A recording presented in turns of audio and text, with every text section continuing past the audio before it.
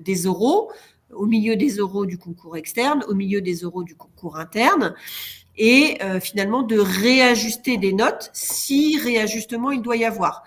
Et en fait, on s'aperçoit que, sauf peut-être le premier, la première ou les 2-3 premiers premières, avec qui peut-être on est un petit peu plus sévère, on arrive finalement à assez facilement s'harmoniser. Et donc, effectivement, cette pause en milieu des oraux permet de réajuster les candidats les uns par rapport aux autres. Donc ça, c'est en cours d'oraux. Et puis, il y a un dernier travail à l'issue de... Parce que là, on travaille sans connaître vos notes d'écrit. Hein. C'est pas facile parce que quand on a des très très bons candidats, ça pose pas de problème parce qu'on se dit on met un 16, un 18, donc on fait le pari qu'il a réussi ses écrits et que donc il va partir à l'INET. Quand on a des candidats qui plantent leurs oraux, ça arrive aussi. On se dit que la note d'écrit aura du mal à les rattraper.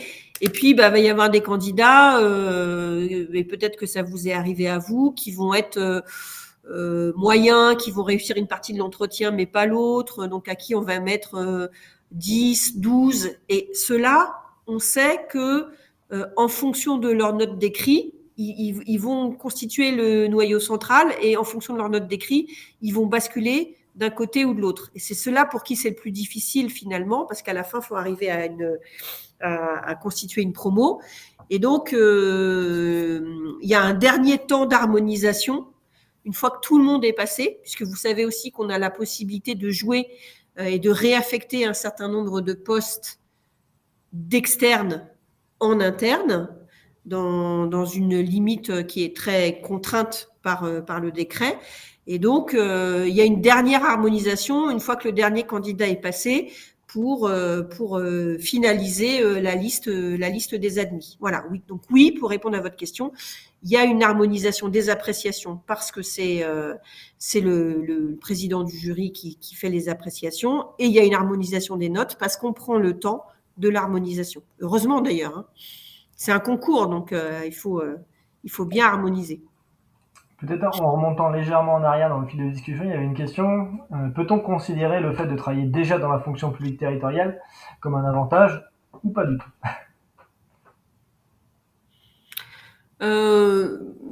Ni l'un ni l'autre, j'ai envie de dire, parce que pour la plupart d'entre vous, c'est plutôt ceux qui travaillent dans le privé et qui passent le concours pour rentrer dans la fonction publique territoriale qui sont en situation minoritaire. Là, pour la plupart d'entre vous, vous êtes déjà en poste, de manière plus ou moins longue. Donc non, c'est pas un avantage. En revanche, c'est clair que si plus votre expérience est longue, plus on sera en droit d'attendre de vous une connaissance fine des collectivités, des différents niveaux de collectivités, non seulement de votre niveau à vous, mais des autres, et des situations diverses professionnelles sur lesquelles on pourra vous interroger. Exactement, c'est ce que j'allais dire.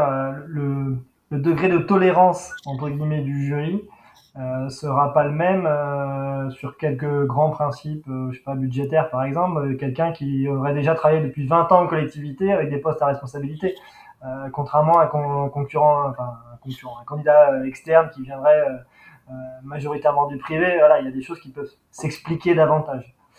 Voilà, alors, faire attention au niveau de réponse qu'on offre. S'agissant du concours d'ingé chef, s'il vous plaît, ne faites pas l'impasse sur les grands principes budgétaires.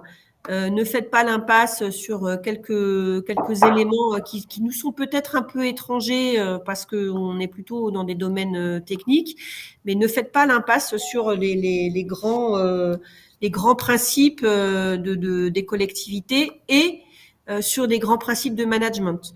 Notamment, il y a un sujet qui ressortira peut-être, qui est un sujet qui agite beaucoup les collectivités depuis quelques années. C'est la question de l'égalité professionnelle entre les femmes et les hommes. C'est la question des violences sexistes et sexuelles.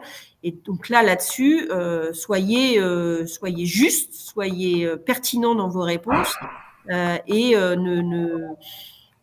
n'inventez pas des trucs. Voilà.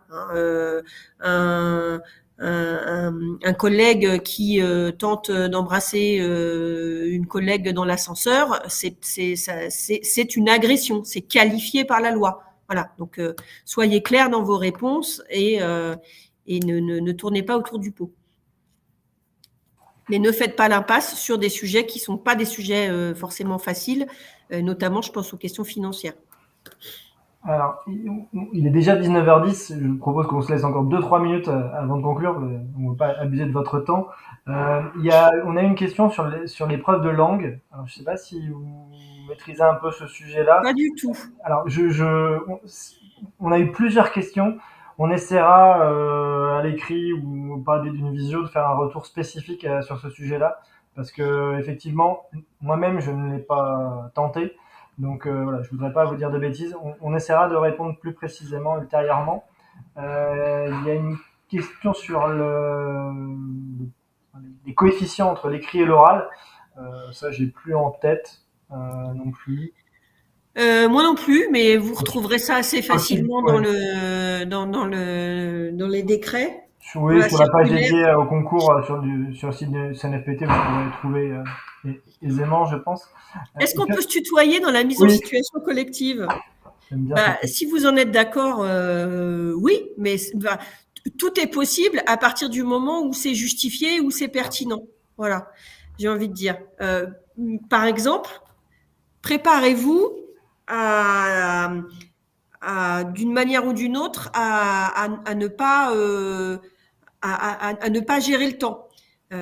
Par exemple, je ne sais plus combien de temps dure l'épreuve de mise en situation collective, mais le président du jury vous lit un certain nombre de choses avant. Vous lit c'est une obligation, hein, il doit vous lire le cadre de l'épreuve de mise en situation collective. Ça compte pas dans le temps de l'épreuve de mise en situation collective. L'épreuve de mise en situation collective, elle commence à partir du moment où vous retournez vos chevalets. Ne vous faites pas prendre, parce que j'ai vu plein de groupes qui s'arrêtaient 1 minute 30 ou 1 minute avant la fin de l'épreuve, tout bêtement parce que c'était la minute que moi j'avais prise pour lire le cadre de l'épreuve.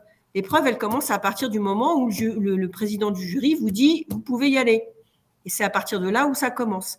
Si vous finissez avant je crois que c'est 20 minutes, trouvez une manière de finir. Comme effectivement dans la vraie vie. Donc, soit vous relancez, soit, et il y a un candidat qui avait proposé ça. Il s'était un peu trompé, il manquait 2-3 minutes.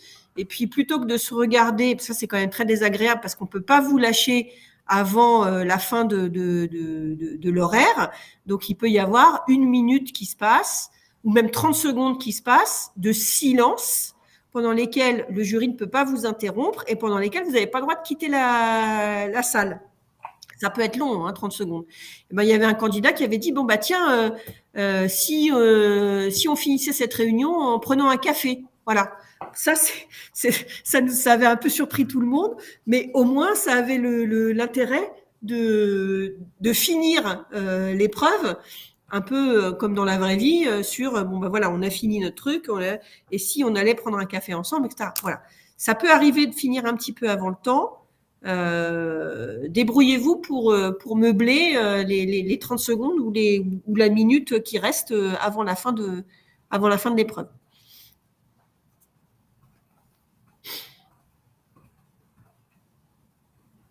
On a épuisé les questions ? Je pense qu'on a épuisé les questions. Alors, je remonte doucement.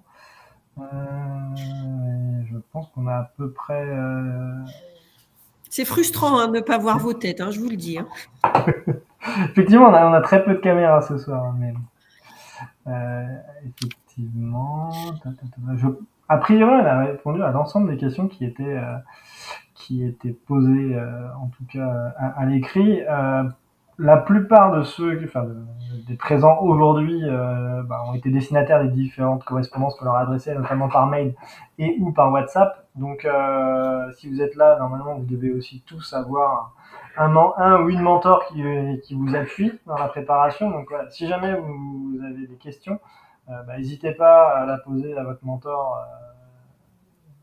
Il ou elle est là pour ça. Ou sinon, vous pouvez les envoyer sur l'adresse mail générique. Comme ça, ça nous permettra de faire des réponses générales. Il y a une dernière question. Revenir sur le cas de l'agression dans un ascenseur. N'y a-t-il pas la notion de charge de la preuve? Voilà, ça fait. Je vous invite à en faire état auprès de votre direction des ressources humaines. C'est tout le sujet. Il y a beaucoup de mises en situation qui font état de prise de décision de la hiérarchie. Voilà, parfois sur la base de preuves avérées, parfois sur la base de suppositions. Et voilà, c'est toute la difficulté du management, c'est que parfois il faut savoir prendre des décisions dans un contexte. Tout à fait, mais on n'organise pas une confrontation entre la victime et l'agresseur, hein, s'il vous plaît. On met les gens à l'abri. Oui. Et selon la gravité des faits, on n'oublie pas l'aspect pénal et police nationale, parce qu'on n'est pas. Nous ne sommes et là, par exemple, typiquement sur ce cas-là, vous n'êtes pas tout seul. Vous n'êtes pas DRH, vous n'êtes pas tout seul. Donc, il y a aussi un réflexe qui consiste à dire j'ai la direction générale, j'ai la direction des ressources humaines. Voilà. Donc, n'oubliez pas que vous n'êtes pas tout seul en situation professionnelle. Ça fait partie des éléments de complexité, c'est qu'il faut se projeter dans un cadre d'emploi où vous allez travailler dans des collectivités de plus de 40 000 habitants, donc potentiellement des grosses structures, en tout cas des collectivités structurées, ce qui peut nécessairement ne pas être votre cas aujourd'hui. Donc, quand on parle de travail de projection, c'est aussi ça. C'est aussi ça. Très bien. Alors, bon courage à celles et ceux qui sont en Bretagne ou dans des secteurs où la vie est un peu compliquée suite à la tempête. Pour le coup, on est arrivé au bout des questions. Voilà. Alors, typiquement, on vient de se prendre une tempête ou deux. Moi, je sais pas, hein, mais quand le jury est à court de questions, il va aller piocher dans l'actualité. Hein. Donc, bon.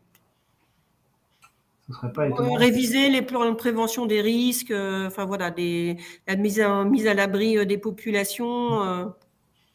J'en sais rien, mais quand il aura plus de questions à vous poser, il ira plonger dans l'actualité. Donc, restez connectés.